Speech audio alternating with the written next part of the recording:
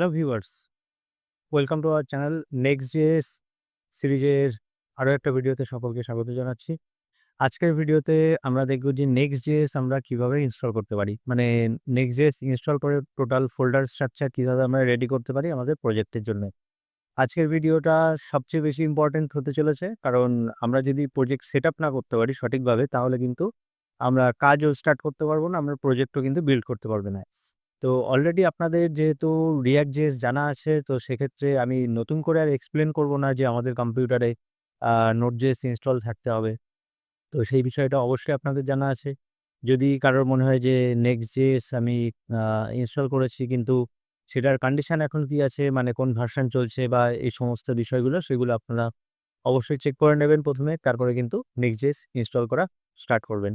তো সবার ১ম এ আমি যে প্রসেসগুলো বলছি সেই প্রসেসগুলো স্টেপ বাই স্টেপ ফলো করবেন। তো আপনার কোনো প্রকার কোনো প্রবলেম হবে না। ওকে? তো আমি Next.js এর ওয়েবসাইটে রয়েছি।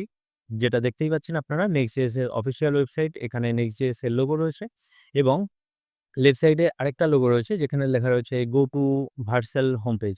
তো এই যে ভার্সেল, আমি যদি এখানে ক্লিক করি, তো আমি যে ওয়েবসাইটে এসে দাঁড়াবো এইটা তাদের ওয়েবসাইট যারা আপনার Next.js কিন্তু এই যে প্ল্যাটফর্ম যেটা আমরা ইউজ করছি Next.js সেটাকে বিল্ড করেছে। ওকে? তো ঠিক আছে, ভার্সেল আমরা পরে দেখে নেব, যখন আমরা ওয়েবসাইট পোস্ট করব আমাদের ডিপ্লয় করার প্রয়োজন হবে তখন দেখে নেব। তো আমরা আ এখানে হয়তো টাইটেল বারেও দেখে নিয়েছেন যে Next.js বাই ভার্সেল। তো এটা ভার্সেল বিল্ড করেছে। তো the React framework for the web. Okay? আচ্ছা। এখন আমরা এটাকে কিভাবে ইনস্টল করতে পারি সেই প্রসেসটা আমাদের দেখার। তো এখানে আমি একটু জুম করছি। আপনারা এখানে দেখতেই পাচ্ছেন লেখা রয়েছে npx create next app at latest। আমরা এখান থেকে কপি করে নিতে পারি। আচ্ছা, আপনাদের ১ম অবস্থায় যখন আপনারা এই ওয়েবসাইটে আসবে তখন কিন্তু এটা হোয়াইট থাকবে, ঠিক আছে? তো এটা লাইট আর ডার্ক মোডের যে ফিচারটা আছে সেটা একদম নিচে এসে আপনারা এখানে পাবেন যে লাইট মোড, ডার্ক মোড বা আপনার সিস্টেমে যেটা আছে ডিফল্টে সেটা। তো আমি ব্লাক মোড পছন্দ করি কারণ হোয়াইট বেশি চোখে হার্ট করে। আচ্ছা, তো এখন আমরা গেট স্টার্টে ক্লিক করতে পারি অথবা আমরা এই লিঙ্কটা মানে এই যে কোডটা রয়েছে এই কোডটা ডাইরেক্ট নিয়ে নিতে পারি। তো সবার ১ম এ আমাকে কি করতে হবে? আমাদেরকে একটা ফোল্ডার বানিয়ে নিতে হবে। এটা হলো সেই ফোল্ডারটা Next.js YouTube। এই ফোল্ডারের মধ্যে এসে আমি রাইট ক্লিক করে ওপেন করছি ওপেন উইথ কোড ইনসাইডার্স। আচ্ছা, এখানে আরেকটা জিনিস বলে রাখছি যে এখানে হয়তো আমার VS কোডটা দেখছেন যে গ্রিন কালারের, তো এটা হলো VS কোড ইনসাইডার্স। তো আমার যেহেতু অলরেডি একটা ইনস্টল করা রয়েছে VS কোড, তো সেখানে আমি React এর প্রজেক্ট বানাচ্ছি। আর আমি এই VS কোড ইনসাইডার যেটা, সেখানে আমি এই নেক্সট এর যাবতীয় যে ক্লাসগুলো সেগুলো চলতে থাকবে। ওকে? তো আপনারাও যদি চান যে আপনার এক্সট্রা একটা VS কোড প্রয়োজন, তো আপনি VS কোড ইনসাইডার ইনস্টল করে নিতে পারেন। তো আমি এটাকে ওপেন করলাম। ওপেন করার পরে আমার এখানে পুরো প্রজেক্টটা রয়েছে। ওকে? এবার আমি এখানে টার্মিনাল ওপেন করে নিয়েছি। যদি আপনার টার্মিনাল ওপেন না হয়, তো টার্মিনাল ওপেন করা এখন নিশ্চয়ই দেখাতে হবে না। কারণ আপনারা React.js শিখে এসছেন। তো তবুও আমি একবার রিমাইন্ডার দিয়ে দিচ্ছি যে নেক্সট নিউ টার্মিনাল এটা প্রেস করুন, অথবা আপনি কিবোর্ড থেকে কন্ট্রোল ব্যাকটিক প্রেস করুন, একই কথা। কন্ট্রোল ব্যাকটিক প্রেস করুন। প্রেস করার পরে আপনার এখানে এটা চলে আসবে টার্মিনালটা, এবং টার্মিনাল আসার পরে আমি এখানে চুজ করে নিচ্ছি আমার কাছে যে অপশনগুলো রয়েছে PowerShell, Git Bash, command prompt ইত্যাদি অপশনগুলো আছে। তো কমান্ড প্রম্পট ইউজ করতে পারেন বা Git Bash ইউজ করতে পারেন। তো আমি পার্সোনালি PowerShellটাকে এভয়েড করি। তো আমি এখানে কমান্ড প্রম্পট ইউজ করে নিচ্ছি। কমান্ড প্রম্পট ইউজ করার পরে এবার আমাকে এখানে এসে সেটাকে লিখতে হবে। আমার যে কোডটা এখানে ছিল। তো কি কোড ছিল? npx create next app latest। তো এটাকেই কপি করে নিলাম। আপনারা চাইলে টাইপও করতে পারেন, কোনো অসুবিধা নেই। তো এখানে এসে আমি কন্ট্রোল ভি দিয়ে পেস্ট করলাম। npx create react app latest এটা। আচ্ছা, তার আগে আমি আরেকবার একটু রিমাইন্ডার দিয়ে নিতে চাইছি যে আমি -v আমি নোডের 20.11 এই ভার্শনটা ইউজ করছি, এখানে দেখতে পাচ্ছেন। আর আমি npm কি আছে আমার কাছে -v সেটাও একবার দেখিয়ে নিতে চাইছি। আর npx -v, তো এগুলো আপনারা দেখে নেবেন যে সবকটা এরকম কোনো ভার্সন আসছে কিনা, মানে ঠিকঠাক ইনস্টল আছে কিনা একবার ট্রাই করে নেবেন। আর লেফট সাইডে দেখছেন যে আমাদের ফোল্ডারের নাম রয়েছে Next.js ইউটিউব। তো সমস্ত কিছু ক্যাপিটালে রয়েছে, মাঝখানে হাইফেন রয়েছে। তো এবার আমি যদি এখানে এসে এটাকে পেস্ট করি না, এই যে npx create next app, তারপরে আমি চাইছি যে আমার এই ফোল্ডারের মধ্যেই আমার প্রজেক্টটা রেডি হোক। তো সেইজন্য আমি কি করছি, স্পেস দিয়ে $স্ল্যাশ দেবো।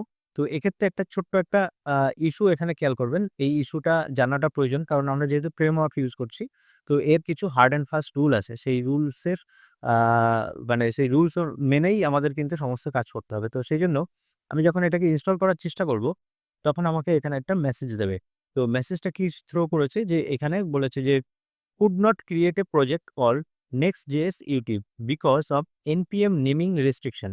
ঠিক আছে? তো name can no longer contents capital letters. তো কি বলেছে যে প্রজেক্টের নামে কোনো প্রকার কোনো ক্যাপিটাল লেটার থাকা চলবে না। তো আপনি যদি এরকম বড় হাতের লিখে রাখেন তাহলে কিন্তু সেটা চলবে না। আপনাকে কিন্তু এটা স্মল লেটারে লিখতে হবে। তো এটা ১ম একটা ইস্যু। তো ১ম এই এটাকে আমরা দেখে নিলাম।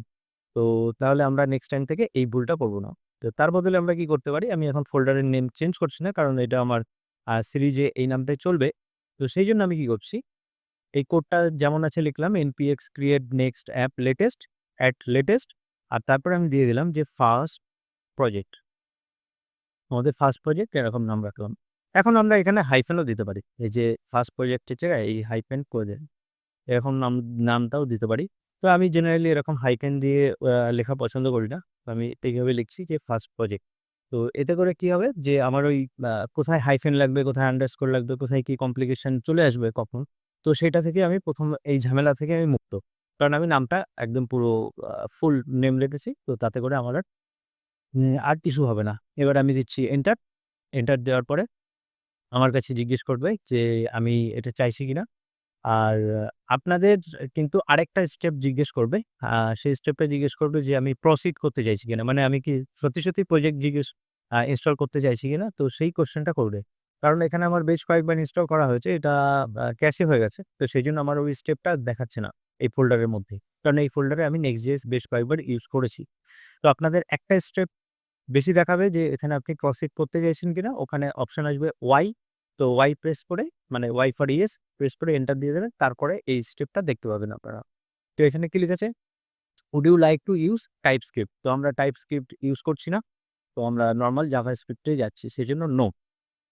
তারপরে কি আছে? would you like to use ESLint? তো ESLint বিষয়টা কি? ESLint হলো আপনার এই VS কোডের মধ্যেই, এই কোড এডিটরের মধ্যেই আমরা যখন কোড লিখি তখন অনেক কিছু এরর ক্রিয়েট হয়। তো ইনস্ট্যান্ট যাতে এরর দেখার জন্য মানে কোড রান হওয়ার আগে আমি তো কোড রান করব। তো তার আগেই যাতে আমি হিন্ট পেয়ে যাই যে কোথায় আমি আনইউজড ভ্যারিয়েবল ইউজ করে ফেললাম। মানে আনডিক্লেয়ার্ড ভ্যারিয়েবল ইউজ করে ফেললাম বা কোথায় সেমিকোলন মিসিং আছে বা কোথায় ব্র্যাকেটস মিসিং আছে ইত্যাদি আমাকে হেল্প করবে। মানে আপনার একজন গাইড, যে গাইড প্রত্যেকটা মুহূর্তে আপনাকে বলতে থাকবে যে আপনি কোড কোথাও ভুল লিখছেন কিনা। আর একটা নির্দিষ্ট স্ট্রাকচার মেইনটেইন করে আমরা চলবো। তো যাতে আদার্স যে ডেভেলপারদের সঙ্গে আমরা কাজ করছি, তারাও একই নিয়ম মেনে চলে।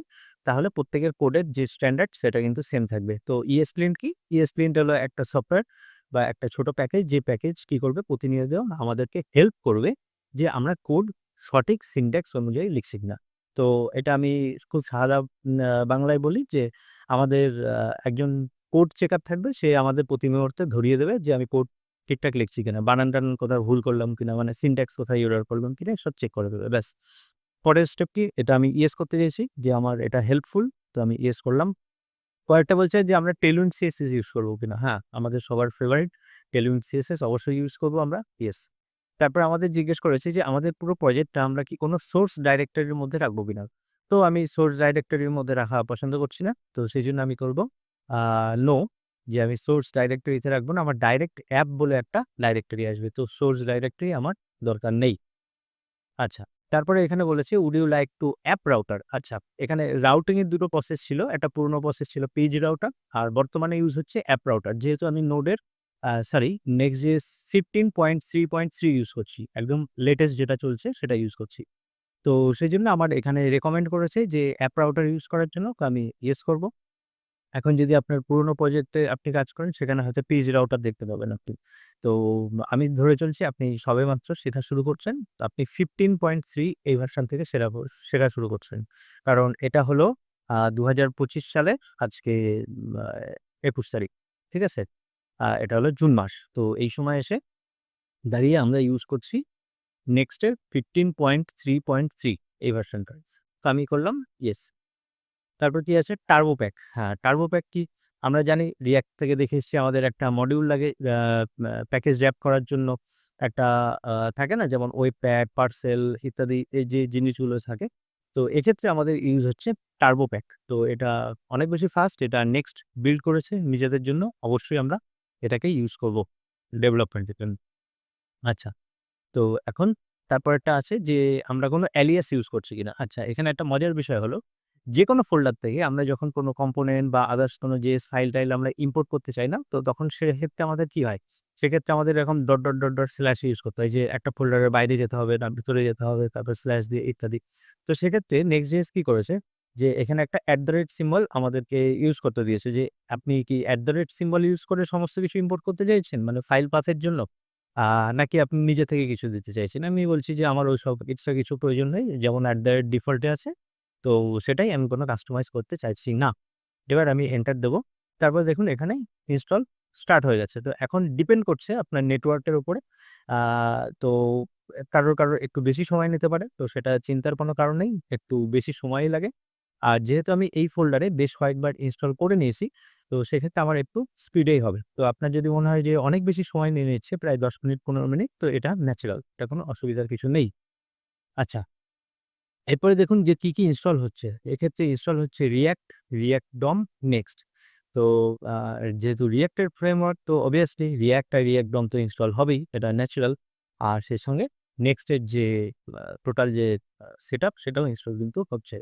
আচ্ছা, এছাড়াও ডেভ ডিপেন্ডেন্সি হিসাবে কি হচ্ছে যে Tailwind CSS সঙ্গে Post CSS, Tailwind CSS, ESLint, ESLint config mix, ESLint TRC ইত্যাদি জিনিসগুলো ইনস্টল হচ্ছে। এইগুলো আমাদের এই মুহূর্তে চিন্তার কোনো বিষয় নেই। আমাদের স্টেপ বাই স্টেপ যখন আমরা দেখব, তখন কিন্তু খুব সহজেই আমরা শিখতে পারবো। আর ইন্টারেস্টিং বিষয় হলো React আপনি যেহেতু শিখে এসছেন, আপনার ক্ষেত্রে Next.js শেখা খুব একটা চিন্তার কিছু নেই। আপনার যদি React জানা থাকে, তাহলে Next.js আপনার কাছে এখন জলমান। ঠিক আছে? খুব ইজি। আপনি front end, back end both সাইডে আপনি কাজ করতে পারবেন।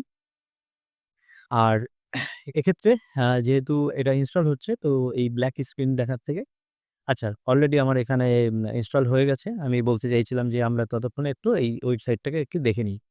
ঠিক আছে? এই ওয়েবসাইটটা কেমন বিল্ড হয়েছে, কেমনভাবে এখানে ইনস্ট্রাকশন আমাদেরকে দিয়েছে, এখানে কিছু এক্সাম্পলও দিয়েছে। আমরা যদি ডক্স দেখতে চাই যে ডকুমেন্টেশন, obviously আমাদের এটাই মেইন স্ট্রাকচার। আর আমি এটা দেখেছি যে সবচেয়ে সুন্দর এখনো পর্যন্ত আমার কাছে Next.js ডক্স লেগেছে। মানে বুটস্ট্র্যাপ এর পরে। আ তো আমার এটা ডক্সটা খুব মানে পার্সোনালি খুব পছন্দের। কারণ এখানে ইনস্ট্রাকশন একদম টু দি পয়েন্ট। খুব সুন্দর ডক্স এখানে সাজানো হয়েছে Next এর। আচ্ছা, আমার এখানে এই পর্যন্ত সমস্ত কিছু ইনস্টল হয়েছে। আমি সাকসেস মেসেজেস দেখে নিয়েছি। তো আমাকে সবার ১ম এ কি করতে হবে? আমি কিন্তু এখন Next.js YouTube এ আছি। কিন্তু আমার প্রজেক্ট আছে ফার্স্ট প্রজেক্ট, তাই না? এই জায়গাটায় এসে ভুল করবেন না। আপনাকে কিন্তু সবার ১ম এ cd first project FIRST PROJECT আপনি ফার্স্ট প্রজেক্টে এন্টার করে নিন আগে। নাহলে কিন্তু উম আ এই যে আমি স্পেলিং মিস্টেক করে ফেলেছি আবার। FIRST project. আমাকে কিন্তু আগে ফোল্ডারে এন্টার করতে হবে। কেন? কারণ আমি যদি ফোল্ডারে এন্টার না করি তাহলে কিন্তু আমি এই প্যাকেজ জেসন পাবো না। এই প্যাকেজ জেসন এর মধ্যেই কিন্তু আমার সমস্ত যত ডিপেন্ডেন্সি যাবতীয় যা জিনিস আছে সমস্ত কিন্তু এর মধ্যে আছে। তো আমার ফার্স্ট প্রজেক্ট এই ফোল্ডারের মধ্যে থাকতে হবে। এটা কিন্তু সবাই মিস করে যায়। ঠিক আছে? যে এটা করার পরেই না npm run dev এখানে রান করিয়ে দেয়। তো একদম এটা করলে হবে না। এবার দেখুন টার্বো প্যাক ইনস্টল করে আমাদের সমস্ত কিছু ইনস্টল করতে হবে। তো আমি এই যে ডেভ যেটা আছে না? তো সেটাকে আমি চালাতে চাইছি স্ক্রিপ্টটা। এইগুলো আপনাদের অলরেডি জানা আছে। তো আমি আর বেশি এক্সপ্লেইন করছি না। যদি প্রয়োজন হয় আলাদা কোনো একটা ভিডিওতে আমি একটা স্টেপ বাই স্টেপ তখন বলে দেব। তো এই মুহূর্তে আমি npm run dev এটাকে লিখে এন্টার দিলাম। এবার এটা একটা করে আ যাবতীয় যা জিনিসপত্র আছে সমস্ত কিছু ইনস্টল করে পুরো প্যাকেজটাকে আ আমাদের যা সেটআপ করার তো সেটা স্টার্ট করে দিয়েছে। এবার সমস্ত কিছু সেটআপ-টেটআপ করে আমাদের প্রজেক্টটাকে রান করার জন্য ব্যবস্থা করে দিয়েছে। ঠিক আছে? তো এখন আমাদের প্রধান কাজ যেটা হলো, সেই কাজটা হলো এই যে লিঙ্কটা আছে, এই লিঙ্কটা ফলো করা অথবা সেকেন্ড যে লিঙ্কটা। ঠিক আছে? এটা জাস্ট রান dev আমরা যেটা করলাম সেটা হলো কি করছে আমাদের প্রজেক্টটাকে এখন রান করছে। যাবতীয় কিছু এখানে আমরা ইনস্টল করেছি। আর এই জিনিসটা আপনারা একটা ট্রাই করবেন। এই প্রজেক্টটা যখন ইনস্টল হয়ে যাবে না, তারপরে পুরো ফোল্ডার ধরে আবার ডিলিট করে দেবেন। আবার ইনস্টল করবেন। তারপরে আবার স্টেপ বাই স্টেপ ফলো করে আবার ডিলিট করবেন। এরকম বেশ কয়েকবার মিনিমাম ৪-৫ বার এটা ট্রাই করবেন। তাহলে আপনার কি হবে, এই প্রত্যেকটা যে স্টেপ আমরা ফলো করে এসেছিলাম, এখানে যা কোয়েশ্চেন করেছে এগুলো সম্পর্কে আপনার সমস্ত কিছু আইডিয়া হয়ে যাবে। আর এক্ষেত্রে আপনারা একটা স্ক্রিনশট নিয়ে নিতে পারেন যে আমি কোন বিষয়গুলোকে ইয়েস রেখেছি আর কোনগুলোকে নো রেখেছি। তো আপনার একটা রেফারেন্স থাকলো। তো সেই অনুযায়ী আপনি কিন্তু কাজ করতে পারবেন। তো আশা করি আপনাদের স্ক্রিনশটটা নেওয়া হয়ে গেছে। তো এবার আমরা দেখি যে আমাদের প্রজেক্টটা স্টার্ট হলো কি হলো না। তো স্টার্টিং রেডি ইন 3.6 সেকেন্ড ইত্যাদি লেখা আছে। আমি জাস্ট এই লিঙ্কের উপরে মাউস নিয়ে কন্ট্রোল ধরে ক্লিক করছি। তো আমার এখানে ব্রাউজার আছে। ব্রাউজারে ডিফল্ট যে ব্রাউজার আছে সেই ব্রাউজারে এই প্রজেক্টটা স্টার্ট হয়ে যাবে। ঠিক আছে? এই প্রজেক্টটা স্টার্ট হয়ে যাওয়ার পরে আমরা নেক্সট একটা বিল্ড করে দিয়েছে। ঠিক যেমন রিঅ্যাক্টে বিল্ড হয়ে যেত না একটা পেজ? তো সেই পেজটা দেখাবে। হ্যাঁ, দেব।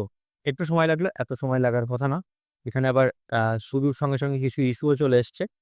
তো এখানে ইস্যু আসুক, অসুবিধা নেই। আপনাদের ক্ষেত্রে আসবে না ইস্যুটা। তো এখানে আমি দেখে নিই যে এখানে কি এরর এসছে। আচ্ছা, কানেকশন এস্টাবলিশ হওয়ার সময় কিছু একটা ইস্যু তৈরি হয়েছে। হয়তো আচ্ছা, ইস্যুটা এই কারণে হয়েছে কারণ আমার ইন্টারনেট কাট হয়ে গেছে। তো ইন্টারনেট কাট হয়ে যাওয়ার জন্য আমার এই ইস্যুটা অ্যারাইজ করেছে। আপনার কিন্তু এক্ষেত্রে আসবে না। আমি ইন্টারনেটটাকে আরেকবার রিস্টার্ট করছি কারণ আমাদের ফন্ট মিসিং হয়ে গেছে। তো আমি ইন্টারনেটটাকে আবার স্টার্ট করেছি। এবার এই ইস্যুটা থাকবে না। তো ওভারঅল যে সেটআপটা আছে, এই সেটআপটা আমাদের কমপ্লিট হয়ে গেছে। আপনাদের ১ম এই স্ক্রিনটা দেখতে পাবেন। হ্যাঁ, আমার ইন্টারনেট আবার রিএস্টাবলিশ হয়ে গেছে। তো ১ম প্রজেক্টে বেশ কয়েকটা আমরা বাধা পাচ্ছি বা বাধা পেয়েছি। তো ঠিক আছে, এররগুলো এসছে, ভালো হয়েছে। তো আমাদের এরকম ইস্যুগুলো আপনাদের ক্ষেত্রেও হয়তো আসতে পারে। তো এখনই দেখে নিলেন। আমার ইন্টারনেট কাট হয়ে গেছিল। তো এখনো পর্যন্ত স্টাবলিশ হয়নি ইন্টারনেট। তো ইন্টারনেট স্টাবলিশ না হওয়ার কারণে আমার এখানে কিছু ফন্ট মিসিং হয়ে গেছে। ঠিক আছে? তো এখানে হয়তো দেখতে পাচ্ছেন যে এখানে কিছু ফন্ট এখানে মিসিং আছে। তো যে কারণে আমাদের কিন্তু এই এররটা শো করছে। কিন্তু ওভারঅল আমরা যদি দেখি আমাদের কিন্তু সেটআপ এখন রেডি হয়ে গেছে। আর এই সমস্ত কোড আমরা কোথা থেকে দেখতে পাচ্ছি? আমরা দেখতে পাচ্ছি এই যে অ্যাপ ফোল্ডার। এই যে অ্যাপ ফোল্ডার যেটা আছে, এই অ্যাপ ফোল্ডারটা কিন্তু আমাদের সবচেয়ে ইম্পোর্টেন্ট। ঠিক আছে? এই ফোল্ডারটা থেকেই আমাদের কাজ স্টার্ট হবে। আর দেখতেই পাচ্ছেন অ্যাপ ফোল্ডারে একদমই খুব কম কোড, মানে তুলনামূলক রিঅ্যাক্টের মতো এত বেশি খিচুড়ি পাকানো নেই। এখানে সিম্পল layout.js আছে, আরেকটা আছে page.js, আর গ্লোবাল সিএসএস আছে। এর মধ্যে সিএসএস কিছু লেখা আছে, একটা ফ্যাব আইকন আছে।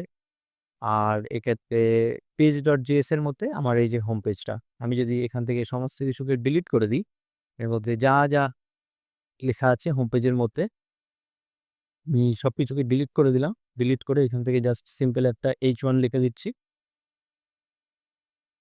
এখানে H1 এ লিখলাম হ্যালো নেক্সট জেএস। এটাকে লিখলাম। এই যে দেখুন এখানে হ্যালো নেক্সট জেএস চলে আসছে। তার মানে আমাদের এই যে পেজটা আছে এই পেজ থেকে স্টার্ট করতে হচ্ছে সমস্ত কিছু। তো এখন দুঃখের বিষয়, আমার এখনো পর্যন্ত নেট ঠিকঠাক করে এস্টাবলিশ হয়নি। তো সেইজন্য আজকের ভিডিও আমি এই পর্যন্ত রাখছি। তো আমাদের সমস্ত কিছু যেহেতু ইনস্টল হয়ে গেছে, আমরা এখানে কাজ স্টার্ট করে দিতে পারি। কিন্তু এক্সটার্নাল ফন্ট যেগুলো আছে, সেগুলোকে আমরা ইউজ করতে পারবো না এই মুহূর্তে। আজকের ভিডিও আমি এতটুকু রাখছি। আবার পরবর্তী ভিডিওতে আমরা স্টেপ বাই স্টেপ এগিয়ে যাব। আমাদের চ্যানেলটা যদি লাইক, শেয়ার, সাবস্ক্রাইব না করে থাকেন কাইন্ডলি করে নেবেন। আর আমাদের ভিডিওটা ভালো লেগে থাকলে একটা লাইক দিবেন। আর কমেন্ট সেকশনে আপনার মতামত জানাবেন।